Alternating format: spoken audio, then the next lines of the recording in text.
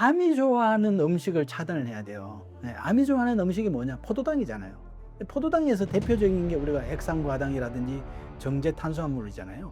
왜냐하면 암세포는 에너지 효율이 떨어지기 때문에 포도당을 어떻게 보면 좀 표현이 과할지 모르겠지만 미친 듯이 빨아먹는 거거든요.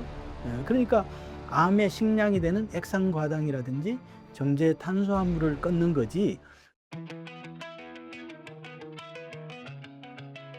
어디 보면 굉장히 단순한 생각이죠. 그죠? 근데 이제 여기는 한 두 가지 정도 오류가 있어요. 뭐냐 하면 사실 우리가 음식을 먹어야지 면역 세포가 만들어지는 겁니다. 제가 늘 얘기를 했습니다마는 우리가 좋은 혈액을 만들어야지 그 소위 면역 세포가 생기는 거거든요. 암하고 싸우려면 위장에서 좋은 음식을 통해서 좋은 혈액을 만드는 게 굉장히 중요해요. 하지만 무작정 굶게 되면 어떻게 되냐면요. 일단 면역 세포가 뭐 활용할 이제 피가 없고 고갈되는 거죠. 그래서 사실 암 세포를 굶어 죽이기 이전에 내 몸을 암세포를 제거해야 될 내 몸의 군대가 먼저 굶어 죽는 어떤 그런 격이라고 제가 말씀을 드릴 수가 있는데요.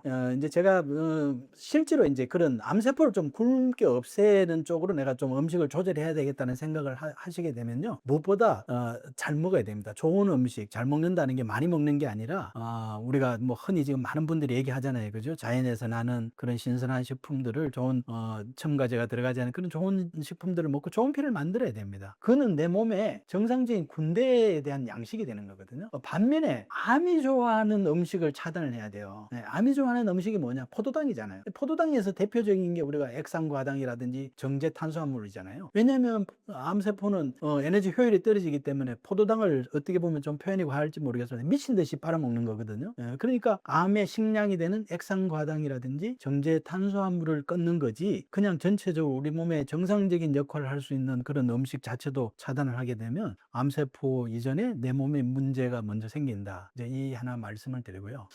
두 번째는 이 암세포의 생존 본능은 굉장히 강합니다.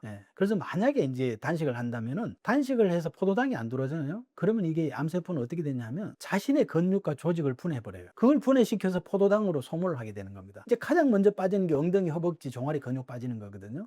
이게 빠지면 내 몸이 무너지는 거죠. 그래서 근육이 부족하면 근육이라는 거는 혈액 에너지가 가는 길인데 그게 이제 문제가 생기고요. 순환의 장애가 생기고요. 그러면 이 몸의 전신 세포는 어떻게 보면 최악의 혈액 공급이 제대로 안 되면서 저산소 상태에 빠지게 되고 그러면 저산소 상태에 빠지게 되면 또 어떻게 되느냐 정상적인 세포들도 살아남아야 되잖아요. 그러면 돌연변이 일으켜서 암세포로 변신하는 이런 악순환의 고리에 빠질 수가 있거든요. 그래서 절대 그렇게 해서는 안 된다. 우리가 해야 할 것은 무작정 굶은 그런 단식이 아니라 올바른 영양 섭취를 해야 되고 하지만 암세포가 좋아하는 포도당 특히 우리가 뭐 백설탕이라든지 액상과당이라든지 또 뭐 여러 가지 정제된 밀가루 음식 같은 정제 탄수화물 이런 것들은 꺼내야 된다. 이제 이렇게 말씀을 드릴 수 있겠습니다. 일단은요, 암세포가 단 것을 좋아한다는 것은 사실입니다. 사실 이제 이 원리를 이용해서 뭐, 암에 대해서 나름대로 진단을 받거나 또는 한번 검사를 해본 분들은 다 아마 이 검사를 했을 텐데요. 이 펫CT라고 있거든요. 펫CT는 뭐냐면 이 포도당에다가요, 방사선 동위원소를 붙여가지고, 나름대로 주입을 하고 CT를 찍는 겁니다. 그러면 포도당이 있는 부위에는 활성이 될 거 아니에요. 그죠? 근데 암세포가 워낙 이 포도당을 좋아하고 포도당이 있는 곳으로 몰리기 때문에 쉽게 말하면 그 CT를 찍어서 활성화된 부위, 뭐 붉은 색이라든지 활성화된 부위는 그건 암세포가 분명히 있다는 거죠. 지나치게 다른 부위에 비교해서 지나치게 있는 부위는 그래서 사실은 그 원리를 이용한 이제 암 진단까지도 이제 이 암세포가 포도당을 좋아한다는 단 것을 좋아한다는 그 원리로서 이제 이렇게 하고 있는데요. 하지만 이제 또 중요한 거는 뭐냐면 우리 몸의 정상세포, 특히 뇌라든지 우리는 뇌는 포도당을 쓰거든요. 그다음에 적혈구. 이거 오직 이제 포도당을 먹고 사는 거예요. 근데 이 당을 원천적으로 차단해 버리면 뭐 사실 암이 죽기 전에 뭐 어떻게 보면 면역계가 너무 먼저 붕괴가 되고 내 몸이 먼저 문제가 생기는데요. 그래서 다시 뭐 강조를 드립니다. 진짜 꺼내야 될 거는 뭐냐? 백설탕, 액상과당, 어떻게 보면 정제탄수화물 같은 이 어떻게 보면 그냥 포도당 이 자체는 암세포가 가장 좋아하는 그런 어떻게 보면 식량이 되기 때문에 이런 건 차단하지만 우리가 그냥 현미라든지 특히 뭐 신선한 과일 속에 있는 자연 당분 같은 건요. 이건 너무 좋은 거죠. 왜냐하면 이 속에는 이제 섬유질이라는 게 있기 때문에 일종의 혈당의 스파이크 같은 걸 막을 수가 있죠. 왜냐하면 브레이크 역할을 해주거든요. 그러면 이런 이제 당들은 말씀드렸던 뇌세포나 적혈구 같은 정상세포들이 먼저 나누어 먹게 되는 거죠. 그래서 이 암세포가 자기가 독단적으로 독점할 수 있는 그런 틈을 안 주기 때문에 말씀드렸다시피 우리 어떤 뭐 통곡물 같은 또는 정제되지 않은 그런 뭐 뭐 현미라든지 여러 가지 우리가 곡식들이 있잖아요. 그다음에 신선한 과일, 이런 당들은 우리 몸의 정상적인 어떤 면역계에서도 필요한 부분이고, 또 이 속에는 섬유질 같은 그런 브레이크가 들어있기 때문에 절대로 뭐 혈당 스파이크나 어떤 갑자기 혈당이 오르는 그런 경우가 없기 때문에 많이 드셔야 된다 오히려. 그렇지만 암세포가 좋아하는 단순당이라든지 액상과당이라든지 이런 부분들은 철저하게 차단을 해야 된다, 이렇게 말씀을 드립니다. 우리가 한번 조금 깊이 살펴볼 필요가 있는데요. 일단은 유기농을 먹었지만 이 사람이 진짜 제대로 잘 먹었느냐가 중요하거든요. 첫째, 예를 들어 유기농을 먹는다고 하더라도 아무리 좋은 음식도요, 그냥 대충 씹어서 뭐 5분 10분 내로 그냥 음식을 그냥 식사를 끝내버리면 이 몸에 들어가도 위장에서 제대로 소화되지 못하거든요. 소화가 안 되게 되면 이거는 얘기 드렸습니다만 부패하게 되고요, 독소가 되고 의혈이 되고, 이 바로 이제 의혈이 되면 염증의 원인이 되는 거거든요. 이제 그런 부분도 한번 생각해 봐야 되고요. 그러니까 유기농 채소를 진짜 먹었을 때 이게 내 몸에 에너지가 될 수 있도록 천천히 완전히 씹으면서 제대로 했는가에 대한 에너지 생성이죠. 어떻게 보면 혈액 에너지를 만드는 그 부분에 대해서 한번 검토가 필요할 것 같고요. 그 다음에 이제 매일 운동, 우리 주부들도 많이 이제 뭐 산책도 하고 매일 운동하는데 이게 과연 사실은 몸에 도움이 되는 운동을 했느냐도 한번 생각을 해봐야 됩니다. 그냥 매일 이렇게 산책하고 이렇게 하는 것들은요, 운동이라고 얘기하기는 좀 그래요. 그냥 일상이죠, 일상. 운동은 뭐냐? 우리 몸의 혈액이요, 세포 끝까지 밀어 넣을 수 있도록 한번 우리가 뭐랄까 숨이 차고 헐떡거릴 정도로 한번 그런 심박을 한번 최대한으로 한번 이렇게 끌어올려 주는 게 그게 중요하거든요. 그래서 하루에 뭐 1회 이상, 저는 한 두세 번 정도 얘기를 합니다만은, 우리가 최대 심박은 어떻게, 내 몸의 최대 심박은 어떻게 할 수 있냐면 220에서 자기 나이를 빼는 거예요. 그러면 예를 들어 내가 20살이다. 그러면 최대 심박이 내가 200까지 올라갈 수 있는 겁니다. 그 최대 심박이 한 70 내지 80%. 그러면 예를 들어서 20살 같으면은 70 내지 80% 같으면 한 160회 정도 되는 거죠. 그죠? 그렇지만 이제 대부분 5, 60대 같은 경우에는 우리가 한 120 정도 전후요. 120에서 한 130 정도. 그래서 우리가 계단을 내가 이제 많이 얘기를 합니다. 계단 오르기라든지 이런 거 했을 때 좀 숨이 차고 옆에 사람하고 좀 숨차지만 뭐 대화는 알아들을 수 있을 정도의 이제 그런 정도로 한번 우리 강한 운동을 해줘야지만이 우리 몸이 말초 세포 끝까지 한번 제대로 한번 몸이 돌아간다는 거거든요. 그 에너지가, 혈액 에너지가 가는 길이 뚫린다는 거죠. 이제 그런 운동이 이제 필요한 겁니다. 그러니까 내가 매일 운동했는데 진짜 이런 운동을 하루에 한 두세 번 했느냐라는 것도 중요하고요. 또 유기농 채소도 얘기했습니다만 이게 제대로 내 몸에 에너지가 되도록 먹었느냐 하는 것도 중요하고요. 그 다음에 이제 이런 분들이 또 우리가 하나 체크해야 될 게 뭐냐면요, 매일 운동하고 유기농 채소 먹고 이런 분들이 약간의 건강에 완벽주의 내지는 약간 강박이 있는 분들이 혹은 있거든요. 그래서 이런 분들은 제가 이제 이런 얘기도 합니다. 되게 착한 사람 증후군이라고 얘기를 합니다. 모범생 같은. 그래서 그걸 벗어나면 굉장히 스트레스로 오히려 받아들이는 거죠. 그래서 조금 과하게 얘기하면 이게 일종의 강박증 같은, 건강관리의 강박증 같이 이렇게 보일 수가 있거든요. 이런 경우도 있을 수가 있다. 이제 이렇게 되면 어떻게 되냐면 매사에 예민해지거든요. 내가 못 지켰을 때, 또 내가 못 실천했을 때 오히려 그걸 스트레스로 생각하고, 이제 그렇게 되면 자율신경이 깨지죠. 또 교감신경이 항진되고요. 교감신경이 항진되면 혈관은 긴장이 되고 당연히 이제 이건 뭐 균형이 깨지는 거죠. 뭐 균형이 깨지게 되면 혈액 정화 안 되죠. 저녁에 잠 못 자죠. 오히려 혈액 정화 안 되고 피가 탁해지고요. 그러다 보면 또 저산소성이 빠지면서 또 암이 걸릴 수가 있다는 겁니다. 그래서 우리가 좋은 걸 또 좋은 생활 습관이라고 하는데 이걸 조금 더 정확하게 알고 내가 제대로 실천을 하고 있느냐, 이제 이런 부분도 한번 우리가 체크해야 될 부분이다. 제가 이제 이렇게 말씀을 드립니다. 그 굉장히 잘못된 거죠. 제가 얘기하는 게 바로 이제 사실은 이 노비노 건강법을 얘기하는 게, 우리가 건강은 에너지를 만들고 또 혈액 세포에 보내주고 또 그 혈액 에너지를 정화하는 이 세 가지인데, 이걸 무조건 좋다고 해서는 안 된다는 거죠. 왜냐하면 내가 타고날 때 오장육부 기능도 다르고요. 또 내가 지금 생활하고 있는 패턴에 따라서 문제가 있는 부분에 대한 그 뭐랄까 어떤 전략이, 회복을 위한 전략이 필요하거든요. 요즘 뭐 백미 먹지 말고 현미 먹어라, 뭐 또 통곡류 이런 거 먹어라, 이런 얘기 하잖아요. 근데 만약에요, 내가 타고날 때 유기능이 굉장히 약하게 타고났어요. 젊을 때부터 그냥 사실은 그런 거 잘 못 먹어. 부드럽고 그냥 어떻게 보면 뭐 과일이나 또 탄수화물, 밀가루 먹으면 바로 에너지 되는 이런 걸 이제 먹고 왔는데, 그러다 보니까 이제 쉽게 말해 어떤 병이 생겼다는 거죠. 병이 생겨서 이런 유튜브를 보니까 그런 거 먹으면 안 되고 이런 거 먹으라고 이제 얘기를 한단 말이죠. 이제 그러면은 그분은 그렇게 먹는 게 중요하냐? 그게 아니죠. 왜냐하면 그거는 소화를 못 시켜내요.